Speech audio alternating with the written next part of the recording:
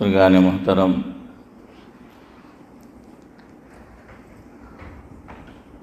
حضرت ابراہیم علیہ السلام کے جو امتحانات ہوئے، اس کی ایک جھلک اور ایک نظارہ منظوم آپ کے سامنے شروع میں پیش کرنا ہے۔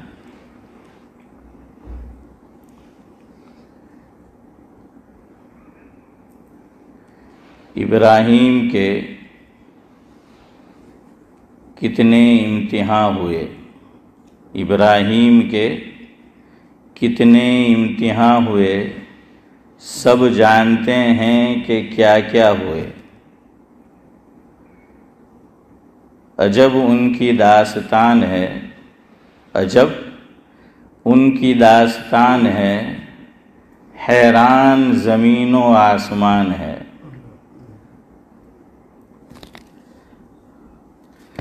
خدا ان کا امتحان لیتے رہے، خدا ان کا امتحان لیتے رہے،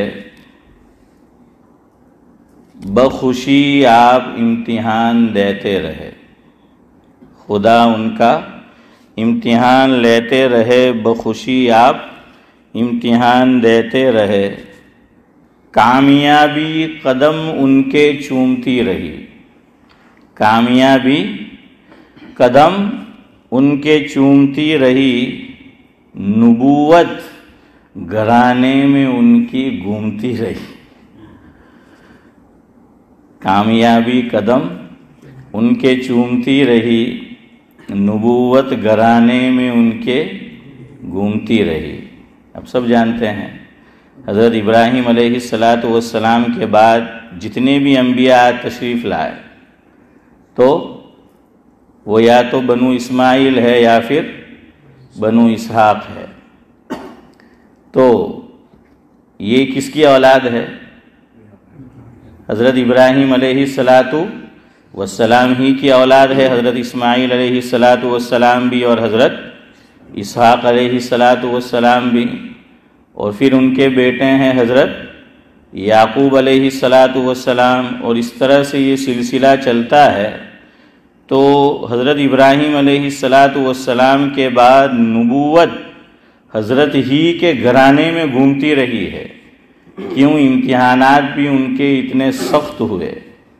تو اسی لیے کہا جاتا ہے جیسی جیسی قربانی ویسی ویسی خدا کی مہربانی۔ تو قربانی جیسی ہوتی ہے اللہ تعالیٰ کی طرف سے مہربانی بھی پھر ویسی ہی ہوتی ہے۔ تو قرآن کہہ رہا ہے کہ وَإِذِ ابْتَلَىٰ إِبْرَاهِيمَ رَبُّهُ بِكَلِمَاتٍ فَأَتَمَّهُنَّ۔ اللہ رب العزت خود فرما رہے سورہ بقرہ میں پہلے پارے میں کہ ہم نے سخت آزمائشوں سے گزارا اور بڑے کڑے امتحان لیے حضرت ابراہیم علیہ السلام کے، اور وہ کامیاب بھی ہوئے۔ تو پھر ان کو ویسا ہی صلہ اور ویسا ہی انعام بھی ملا۔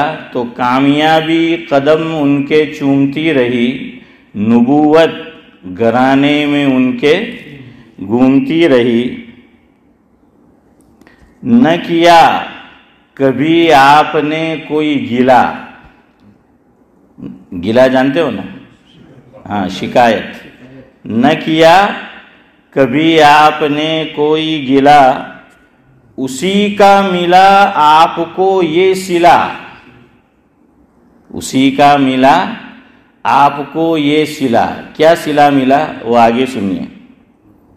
امامت کا تاج سر پہ سجایا گیا، امامت کا تاج سر پہ سجایا گیا، ہر طرح سے آپ کو نوازا گیا۔ یہ بھی قرآن کہہ رہا ہے کہ قال انی جاعلک للناس اماما، کہ اللہ رب العزت نے امامت، سرداری،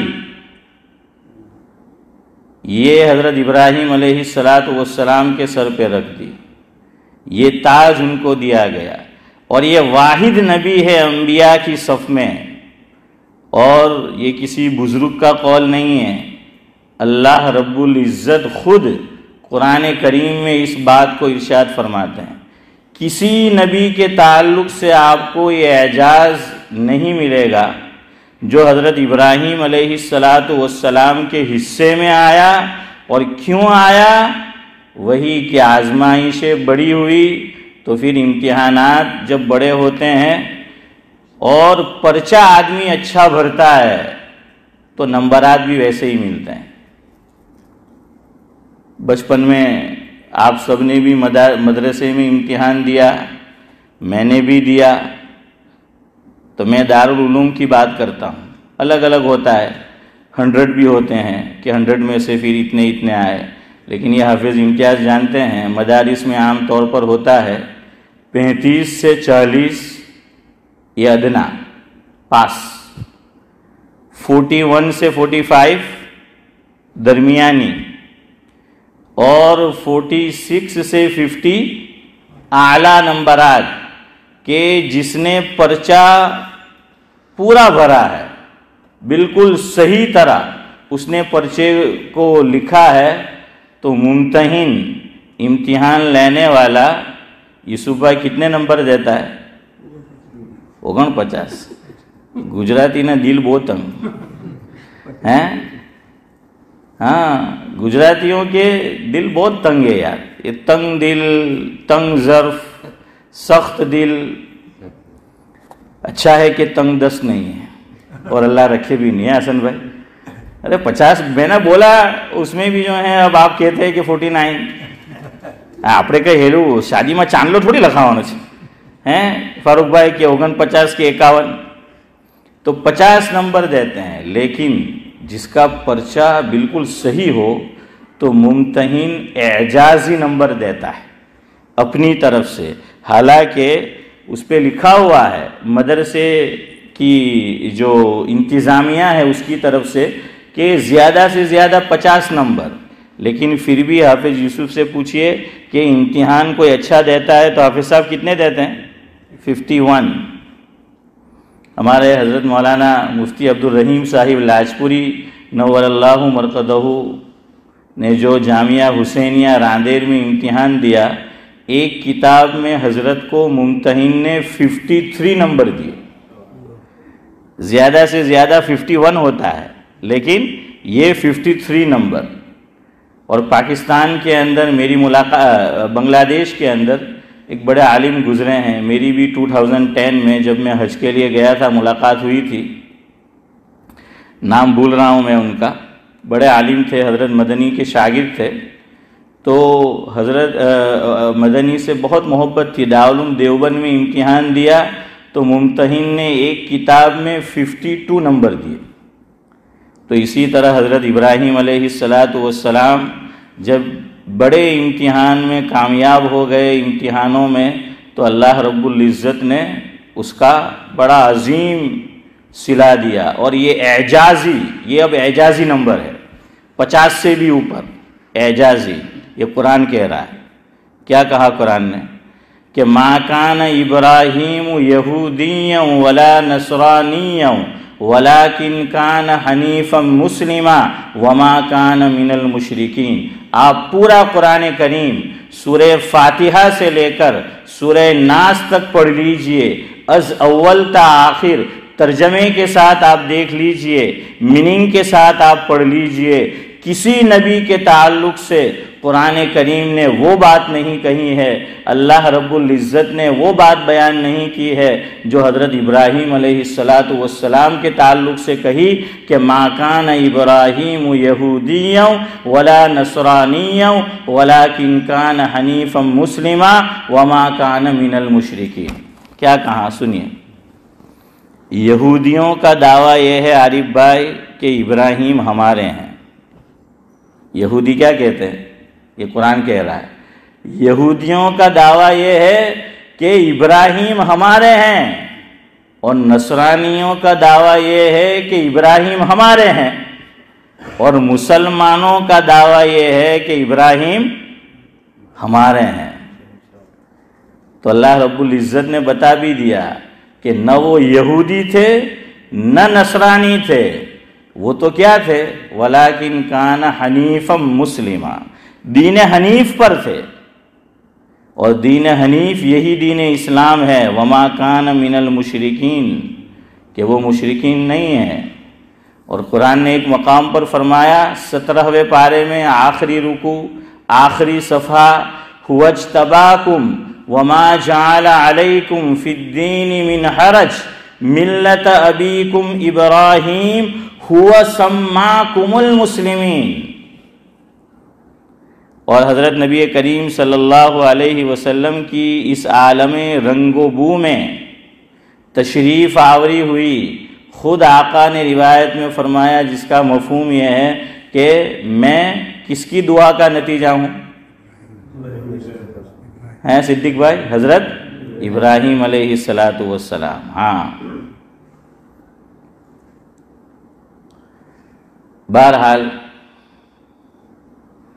تو دیکھیے یہ اعجاز کسی نبی کے حصے میں نہیں آیا۔ کیوں؟ امتحانات کڑے ہوئے، کامیاب ہوئے، تو اب یہ کہ ہر ایک کہتا ہے کہ ابراہیم ہمارے ہیں۔ اور یہ بھی آپ یاد رکھیے، بڑی کتابیں، ویسے تو آسمانی کتابیں کل کتنی نازل ہوئی چودھری صاحب؟ 4 کل پوچھ رہا ہوں میں۔ 104 ماشاء اللہ، منظور بھائی کی بات ہمیں بھی منظور ہے۔ 104 یہ صحیفے ہیں۔ اللہ رب العزت ارشاد فرماتے ہیں قرآن کریم میں 30ویں پارے میں کہ ان ھذا لفی الصحف الاولی صحف ابراہیم و موسیٰ۔ اور جب میری حاضری ہوتی ہے مصلی النور میں رمضان المبارک میں، تو میں کبھی کبھی کہتا ہوں، میں نے کہا کہ آپ کے جو امام صاحب ہے تو وہ بالکل ابراہیم بن موسیٰ ہے۔ میں نے کہا قرآن نے جو بتلایا وہ آیت بالکل فٹ بیٹھی ہے ان پر۔ اور پھر آگے شعیب بھائی میں نے ان سے کہا کہ آپ کا مسجد نہیں ہے مصلی ہے، آپ کی مسجد نہیں مصلی، تو وَاتَّخِذُوا مِن مَّقَامِ إِبْرَاهِيمَ مُصَلًّى، اور صحف ابراہیم و موسیٰ حنیف بھائی، تو میں نے کہا یہ مصلی بھی ابراہیم کا اور ابراہیم بن موسیٰ، کیا سننے میں راوت ان کی راوت ہے، تلاڈیا، ہاں تلاڈیا۔ تو خیر بہرحال حضرت ابراہیم علیہ السلام، ہاں میں یہ بتا رہا تھا کہ یاد رکھیے اب زبور کا ماننے والا دنیا میں کوئی نہیں رہا۔ آسمانی کتابیں 104 نازل فرمائی اللہ رب العزت نے، 100 صحف اور 4 بڑی کتابیں۔ اس میں حضرت داؤد علیہ السلام پر ایمان رکھنے والا اب دنیا میں کوئی موجود نہیں ہے۔ اب کتنے مذہب رہ گئے اور اسلام تو دین ہے، تو 3 کتابیں، تورات، انجیل اور قرآن شریف۔ ہاں، ہمارے جو پرانے امام صاحب ہے حضرت مولانا اسماعیل سیدیوت دامت برکاتہم العالیہ، ان سے میں نے 1 سے زائد مرتبہ سنا کہ اسی لندن کے اندر ایک کانفرنس منعقد ہوئی تھی، اس میں سب مذاہب والوں کو مدعو کیا گیا تھا، بلایا گیا تھا۔ حضرت مولانا دامت برکاتہم العالیہ بھی اس میں تشریف لے گئے تھے۔ جو پادری تھا، مفہوم ہے، تو پادری نے ایک بات یہ کہی اس کانفرنس کے اندر کہ بھئی دیکھو اب جو مذہب دنیا میں اصلی اور آسمانی ہے وہ 3 ہی ہے، یہودیت، نصرانیت اور اسلام۔ اسماعیل چچا کیا فرمایا؟ یہ 3 ہے۔ دوسرے مذاہب کے لوگ بھی تھے، ان سے کہا کہ تمہارا کوئی مذہب نہیں ہے، سب بکواس ہے، تمہیں دعویٰ ہے مذہب کا، فرمایا تمہارا، یہ کوئی مسلمان نہیں کہہ رہا، وہ پادری کہہ رہا ہے، اور سب سے کہہ رہا ہے وہاں بیٹھے ہوئے کہ تو یہ جو دوسرے سب ہے یہ سب ڈھونگ ہے، تمہارا کوئی مذہب نہیں ہے۔ یہ جو آسمانی مذاہب اب دنیا میں ہے وہ کتنے ہیں؟ 3 ہی ہیں۔ اسی لیے دیکھیے قرآن نے بھی 3 کا ہی تذکرہ کیا۔ وہ جو پادری بات کہہ رہا ہے وہ قرآن میں بھی ہے، لیکن قرآن نے بتا دیا، فیصلہ کر دیا کہ ابراہیم علیہ السلام یہودی بھی نہیں تھے، نصرانی بھی نہیں تھے، وہ کیا تھے؟ دین حنیف پر تھے، مسلمان تھے۔ اور انہوں نے ہمارا نام رکھا ہے. ہمارا نام کیا ہے؟ قرآن نے رکھ دیا. نورانی بھائی کیا نام رکھا؟ ہوا سماکم المسلمین، کہ ہمارا نام کیا ہے؟ مسلمان ہے. بہرحال تو بات یہاں سے چلی کہ یہ اعجاز صرف کس کے حصے میں آیا ہے؟ حضرت ابراہیم علیہ السلام کے. ہر ایک رکھتا آپ سے محبت ہے، ہر قلب میں موجود آپ کی عقیدت ہے. 3 اور اشعار ہے. حج اور قربانی آپ کی ہی یادگار ہے، حج اور قربانی آپ کی ہی یادگار ہے، کرتا اس کا تذکرہ خود پروردگار ہے. یادگار کا تذکرہ کس نے کیا؟ پروردگار. ہمارے حضرت مفتی سعید احمد صاحب پالنپوری رحمۃ اللہ علیہ مجھے یاد آ گئے فاروق بھائی یادگار پہ سے. حضرت سناتے تھے کہ ایک جیل میں قیدی بہت بڑھ گئے، تو ہاشم بھائی کیا کیا فیصلہ حکومت نے کہ بھئی اب بہانے سے قیدیوں کو چھوڑو، یہ تو سارا فل ہو گیا ہے. تو کہا کہ تم کتنے سال سے؟ تو کسی نے کہا 6 مہینے سے. نکلو. تم تو کہ 1 سال سے. نکلو. تم تو کہ 2 سال سے. نکلو. ایک بڑے میاں آئے خوش ہو کر کہ یہ 6 مہینے 1 سال 2 سال پہ چھٹی ہے فاروق بھائی، تو کہ اپنا تو نمبر لگ جائے گا. پوچھا کہ تم کتنے سال سے؟ تو کہا کہ 25 سال سے. کہا ٹھہرو، آپ پرانی یادگار ہے. تو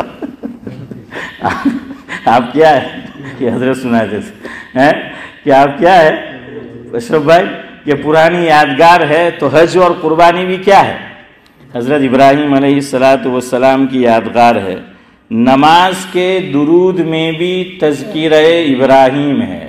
نماز کے درود میں بھی تذکرہ ابراہیم ہے. اس کا نام ہی درود ابراہیم ہے. اس کا نام ہی کیا ہے؟ درود ابراہیم ہے. اور آخری شعر ہے.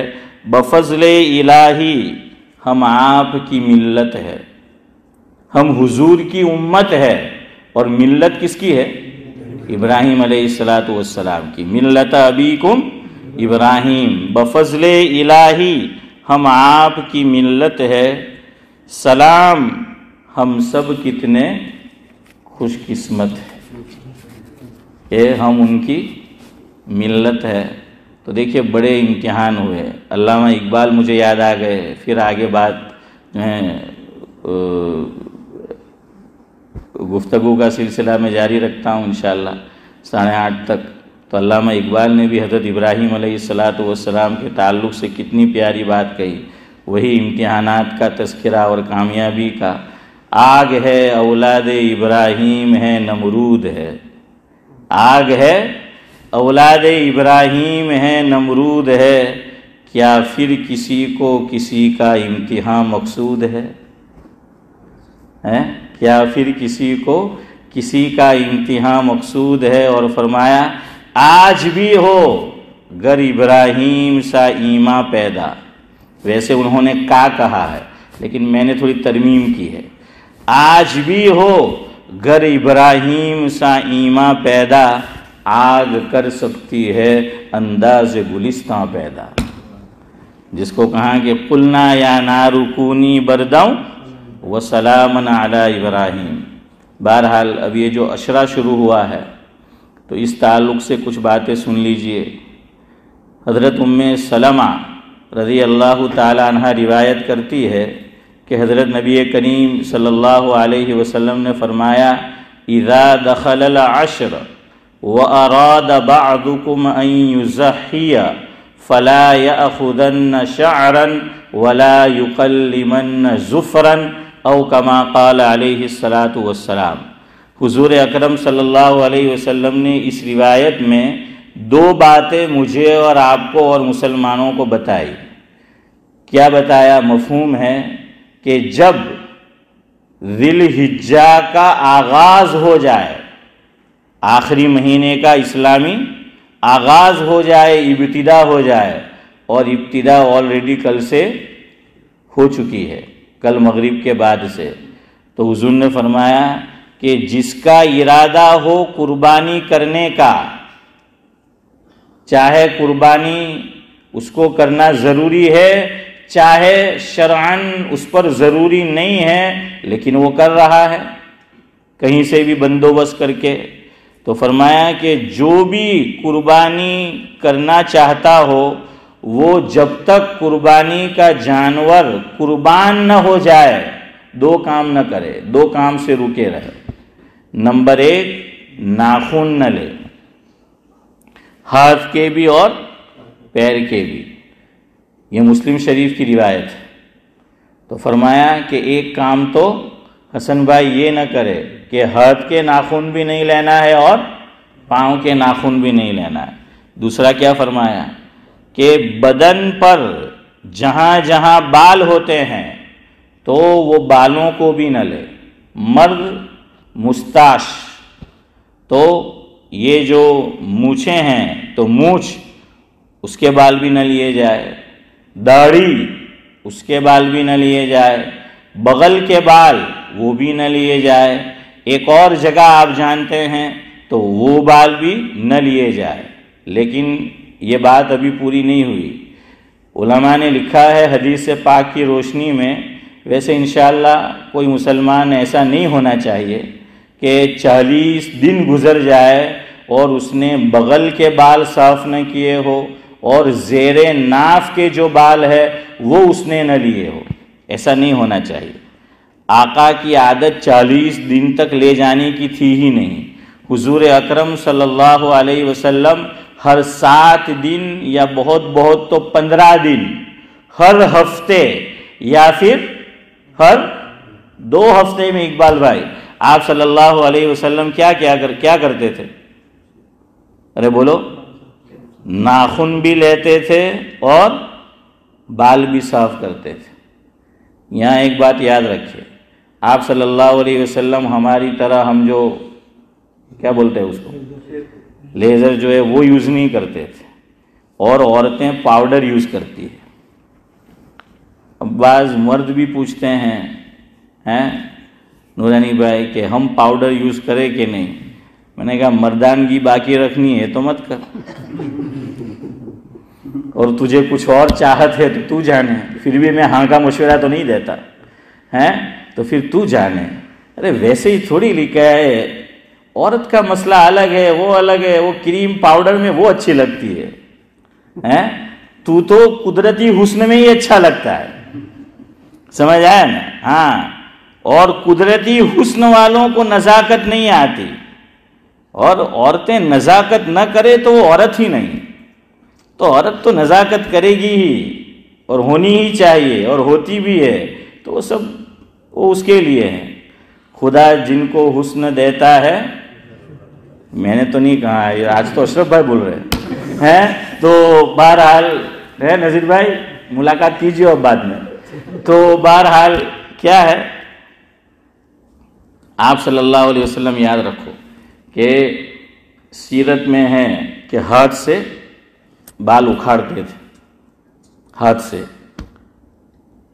لیکن آپ کو بتا دوں ساتھ میں یہ بات بھی، گھر جا کے آپ ٹرائی مت کیجیے، یہ بھی بتا دوں کیوں؟ ہاتھ سے بال وہی لے سکتا ہے، اس کے لیے آسانی ہے جس نے کبھی یہاں وہ کیا بولتے ریزر، ہاں، تو وہ ریزر اس کا استعمال نہ کیا ہو، وہ کرے، ورنہ وہ پھر بال سخت آتے ہیں اس کی وجہ سے، اور آپ کھینچیں گے تو اس سے کیا ہوگی؟ تکلیف ہوگی آپ کو۔ ہاں، اگر کوئی بالغ ہونے کے بعد سے اس نے وہ ریزر استعمال کیا ہی نہیں اور وہ پہلے ہی دن سے پہلے ہی مرتبہ سے ہاتھ سے اکھاڑے تو پھر اس کو تکلیف جو ہے وہ نہیں ہوگی۔ تو آقا یا تو 7 دن میں ناخن لے لیتے تھے یا 15 دن میں، اور یہ بالوں کی صفائی بھی آقا 15 دن میں بہت تو 15 دن کر لیا کرتے تھے۔ اب یہ بھی روایت میں آیا ہے کہ حضور اکرم صلی اللہ علیہ وسلم یہ کام کون سے دن کرتے تھے؟ تو کون سے دن کرتے تھے؟ جمعہ کے دن۔ ہاں، جمعہ کے دن۔ اس لیے کوشش کرو، آپ جاب پر ہو، جاب پر جانا ہے، وقت نہ ملے الگ بات ہے، سنڈے چھٹی ہوتی ہے، سیٹرڈے، لیکن اگر موقع مل جائے تو اس نیت سے کہ میرے آقا ناخن کی صفائی کون سے دن کرتے تھے چودھری صاحب؟ جمعہ کے دن۔ بالوں کی صفائی کون سے دن کرتے تھے؟ جمعہ کے دن۔ تو جمعہ کے دن یہ کام کرو۔ تو یہی حکم عورت کے لیے بھی ہے، جب تک وہ بھی قربانی کر رہی ہے تو ماں بہنوں کو گھر جا کے بتاؤ کہ وہ بھی ناخن نہ لے۔ کب تک نہیں لینا وہ بھی یاد رکھو۔ بعض لوگ اپنے تک کہ آنکھوں ندی تری گئی انہیں کہاں انہیں ڈوبی مرے، کنارے پر آ گئے ہے نا، کنارے پر آ کر۔ اب بعض لوگ کیا کرتے ہیں، ماشاءاللہ ذی الحجہ کا مہینہ شروع ہوا ہے تو چھیڑا نہیں اس کو، نہ ناخن کو چھیڑا نہ بال کو جو ہے چھیڑا، لیکن جیسے ہی کہ اب کل عید ہے تو کہاں پہنچے؟ اقبال بھائی کی ملاقات کو ہیں، ہاں یہ بیٹھے ہیں فاروق بھائی، تو اقبال بھائی کی ملاقات کو پہنچ گئے۔ تو بھائی اقبال بھائی کی ملاقات کرو لیکن 1-2 دن اور ٹھہر جاؤ ہیں، تاکہ پورا ثواب جو ہے وہ کماؤ۔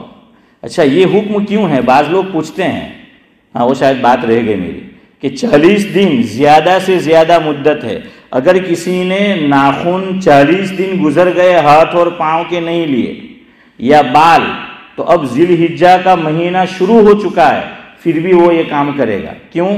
یہ ناخن نہ لینا، یہ بالوں کو نہ لینا، یہ مستحب ہے ان شروع کے 10-11 دنوں میں، لیکن 40 دن یہ لاس حد ہے ہر مسلمان کے لیے۔ اس سے اوپر ہو جائے اب اس کی ہر عبادت پھر مکروہ ہوتی چلی جائے گی، اس لیے 40 دن سے اوپر ہو تو کیا کر لے، اس کو صاف کر لے، چاہے یہ مہینہ شروع ہو چکا ہو۔ لیکن مجھے امید ہے انشاءاللہ ایسا کوئی مسلمان ہوگا نہیں، لیکن اگر ایسا ہو بائی چانس اور 40 دن ہو گئے ہو تو پھر کیا کرنا ہے؟ ایک بات اور یاد رکھو، بعض لوگ دوسرے لوگوں کی دیکھا دیکھی 8 انگلیوں کے ناخن تو کاٹتے ہیں یا 9 کے کاٹتے ہیں، لیکن ایک بڑا رہنے دیتے ہیں۔ عورتیں عام طور پر یہ اور مرد یہ بڑے جو ہیں وہ رہنے دیتے ہیں۔ اچھا اب تو فیشن بھی چلا ہے عورتوں میں کہ وہ کاٹتی نہیں اور 40 دن کے اوپر ہو جاتے، تو یہ سب گناہ کا کام ہے، یاد رکھو۔ چاہے مرد ہو یا عورت ہو، زیادہ سے زیادہ مدت حسن بھائی کتنی ہے؟ 40 دن ہے۔ اب کوئی اللہ کا بندہ یہ بھی تو بول دے کہ مولوی صاحب بیان کی زیادہ سے زیادہ مدت اور ٹائم کیا ہے؟ 8.5 ہے اور وہ ہو چکا ہے۔